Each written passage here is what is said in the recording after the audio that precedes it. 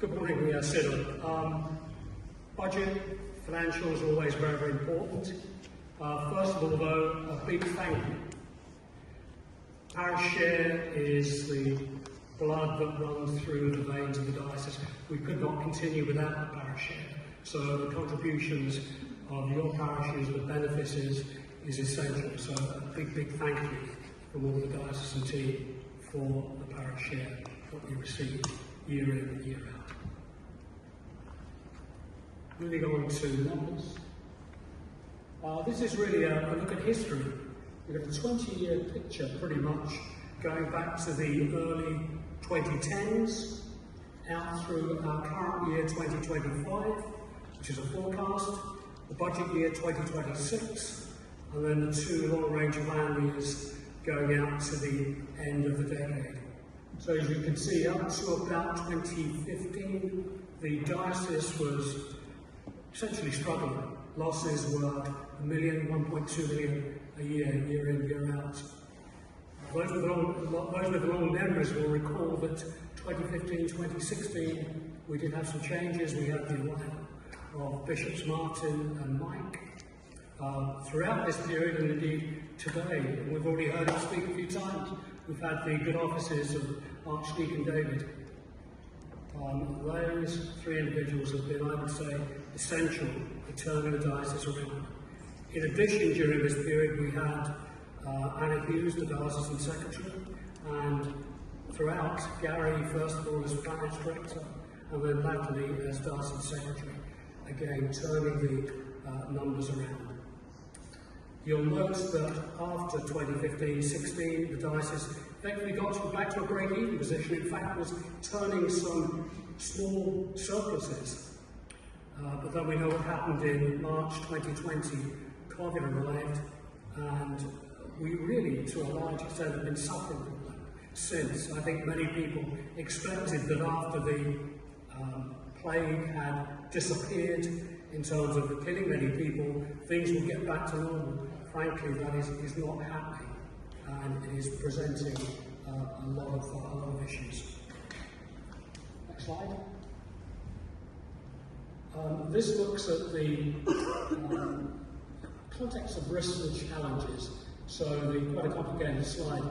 The red line is our parish share, again going back to 2011, out to a projection of 2029. You can see this in millions of pounds, so the right-hand side is millions of pounds. The left-hand index is the number of plan givers. So again, you can see that over time, our plan givers has gone down. So many might say, well, why is the parish share going up as inflation is occurring? You can see it's in the context of the plan givers reducing, so it is presenting a challenge, and we really do need to turn that around. But on the parish share slide, you can see that has effectively remained constant in absolute terms, let alone real terms, since 2010, 2011. Next slide. So parish share, it's growing, but it's still a challenge with the number of plan givers going down and populations aging. Whilst on the other hand, costs are going up, inflation is still with us. That is representing a challenge. So let me put that in context. So a parish share today of 6 million to 6.5 million is the same number as 2010. If you allow for inflation, that number should be more like 9 million, possibly even 9.5 million. So the central team are doing a fantastic job within the diocese to keep our heads above water, given that context. Cash flow presents a challenge. No business went out of business for not making a profit or not producing positive reserves. It goes out of business because the cash flow turns negative and there are no more sources of cash. Luckily with the Central Church, we have a good backstop there, but it is still an important consideration. Next slide, please. So opportunities, and I think this is a very, very big positive. And ironically, it's the main reason our 2025 numbers are not as good as the budget. We have actually maintained the clergy numbers at or very close to budget, which when you think about it, should be good news going forward, because that should allow us to develop the seeds to improve the giving, encourage larger congregations, grow younger, and generally improve matters right across the board. So we should look on that as actually a positive going forward. I'm now going to hand over to Philip to cover all the detail and the detailed questions. Good morning, Synod. Good morning. Hi, Diana. Looks like I am. Unrestricted fund. Now, we're all aware of the time that we're under, and I see Gary's got his slides out, so we'll jump in if I miss anything material. Deficit in August was 0.8. It's coming down. The reason for that may look a bit odd is that because our parish share receipts come in the last quarter much more successfully than they do in the first quarter, so we're expecting that position to improve as we go towards the end of the year. You will obviously note that the full year budget for next year is only 0.05, so there's a massive improvement. Parish share receipts at this point, when we did it in June, we were expecting a forecast of 6.5 net receipts. Parish receipts in August were 3.7. In September they were equally behind. So I am hoping that we will have a very good last part of the year. Last quarter really has to be good. Parish share receipts for 2026 goes up very slightly, and it's only slightly because there are new organisations that are coming into the parish share scheme. We will be joined by River Church and Emerge, so obviously their receipts will be in addition to the normal receipts we got, which is why it looks the same. Clergy numbers pretty much where we would expect them to be. Vacancies at the moment are very low, 11.25 FTE. I think Archdeacon David said that that was one of the best, or one of the lowest vacancy rates he's seen for some time.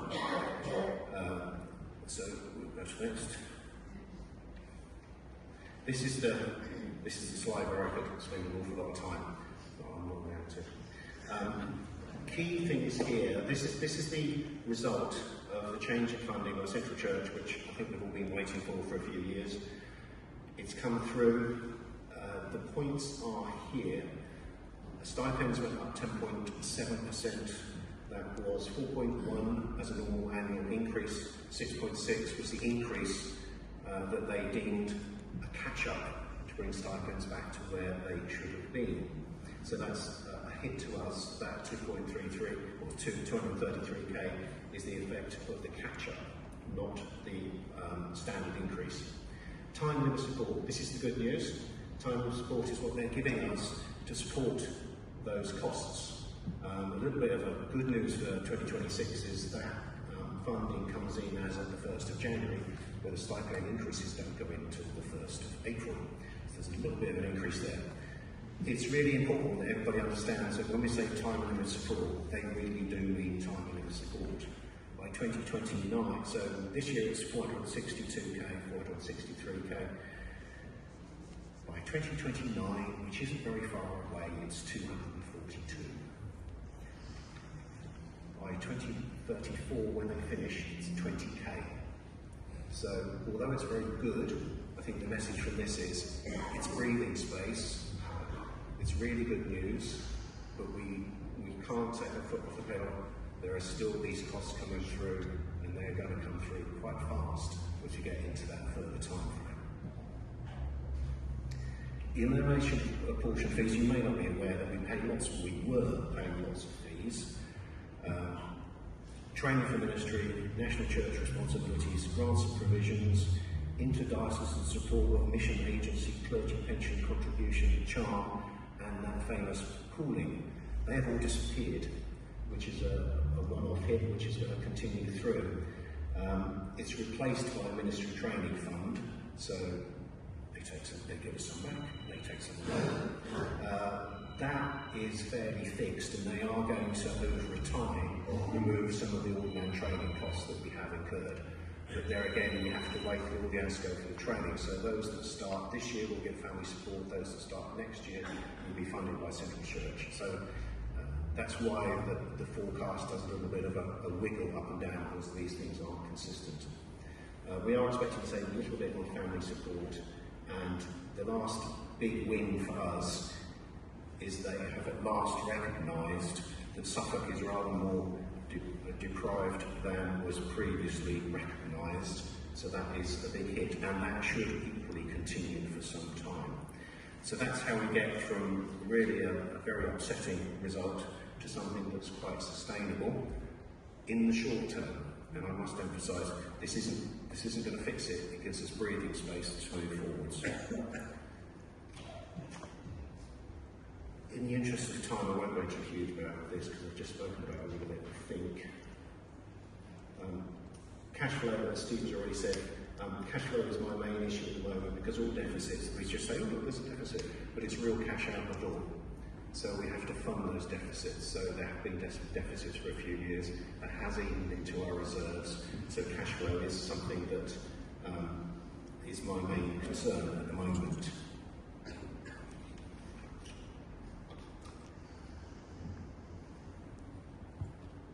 So when we're doing a budget, it's always an estimate of assumptions and things that we put in. I started in about May, June for quite a long time in front, so it's a bit of a crystal ball. We put in 3%. Currently, I think inflation's running at 3.8. That has an impact if it does come through more. So we have lots of potential downsides in the budget. The upsides are that I think our pension contributions are going to be slightly reduced. Our budget is at 22% of national minimum stipend. It may come down. There again, there is a risk to that because the actuarial valuation for the cost of clergy pensions is actually 24% of national minimum stipend. The reason they're able to keep it this low is there is a surplus in the pension fund, but as we know, pension funds don't always continue their surpluses, so that is a risk. It's highlighted in the pack. This is a summary table of the different funds. We have the unrestricted, which the treasurers in the room will be very familiar with. We then have church gates. Church gates should be making a profit. It didn't quite make a profit in 2024 because of work on the tower. It will make a great loss this year because of all the work on the tower, but that should reverse in 2026. Schools basically funds itself very nicely. It goes through. It has its own investments, and they fund the school activities. And then the last bit is a little bit on board trusts, which isn't technical. This is the summary of all those incomes and expenditures, which will be the subject of the vote at the end of this presentation, as proposed by the Bishop. We want to put this in. I'm not sure Gary will jump in if he wants to. You want to do that? That's fine. So I just want to say thank you to both of you for the detail. The point putting in these two slides is 2 points is around parish share and people. And when we present these budgets each year, we look at in isolation at the detail. And actually a lot of thinking goes into how this supports the strategy, how it supports our overall growing in God's strategy. And what we could have done is we could have increased parish share to reflect the significantly increased costs that we have across the diocese going forward. We have the natural church support in the short term to help support us, but actually our decision, assuming that you approve the budget today, is that we want to freeze parish share for the next 2 years. The reason we want to freeze that is because we want to allow all of us time to be able to grow our congregations and to hopefully support the rebuilding of finances both at the diocesan level but also at the parochial level. It gives you certainty at parish level what the finances will be in terms of parish share over the next 2 years. And we want to focus on the gap between what we request and what we actually receive. So 2 years is a really key message which I hope you will support and can take back to your parishes, that actually we want to freeze parish share for the next 2 years so that it gives us all the breathing space. And the other area that we just want to focus on, £12 million is a lot of money that we are asking you to approve. And one of the questions often asked is, the diocesan office seems to be getting bigger and bigger and bigger. Well, in one respect, that's right. There are more people doing lots of things this morning. Some of the people you saw today are funded in ways that allow us to be more proactive and to offer better support than we had done yesterday. So part of that is around a perception gap. The workforce 10 years ago would be very much, most of our workforce was full-time. We had very few part-time workers. Now, over 55% of our workforce is part-time. So that means that we have more people, but actually we're able to offer more agile approaches to support. So the overall FTE numbers have gone up, but actually the key thing is that most of those roles are financed through project-related money, through external sources, external funding sources. And in fact, the numbers that go through parish share are relatively static over the last few years. And they've increased over the last decade in part because of statutory requirements and additional things around security or GDPR. So that's another message, that we are working through how we present that to people, but it's not the case that parish share are taking more and more burden of the roles that we have. In fact, we're very mindful of how we need to finance that to keep that to a minimum. So for example, a lot of the building support team that you saw today comes from external funding. The DAC function, the statutory function, is what is charged for parish share, as an example. And we wouldn't have been able to present all the good work that Julie and James and others presented this morning if we didn't have those opportunities through external funding. So it does not fall on parishes to pay for those. It does in part, but on the main it doesn't. So, and most of the roles that we're looking at providing are around the wider ministry resourcing. It's not the mission ministry team, it's around mission and ministry at a local level and how we resource that.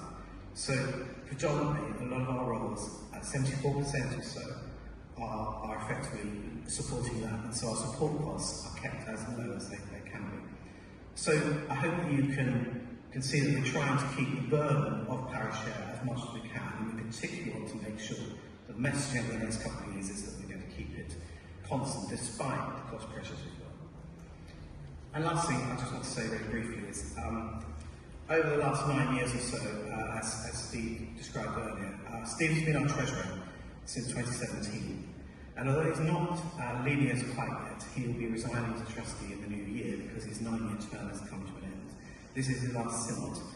And I think it's really important that we actually pay tribute to him and thank him for the hard work and the guidance and the wisdom that he's provided us over the last 9 years. They've been a challenging few years, and Steve has been instrumental in helping us go through our path. So thank you.